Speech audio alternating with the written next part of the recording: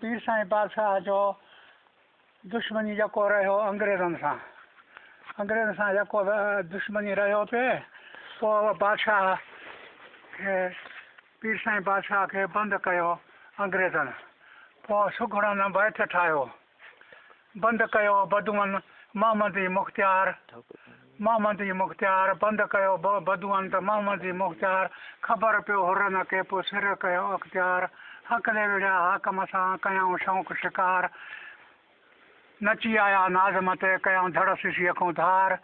खंड विधऊं जमड़ा उहो खे पटे कयऊं पातार नाले ऐं नामनि जो नाहे ख़बर चार न त ॿुधायां बरोच चए थी सूरन जो सारा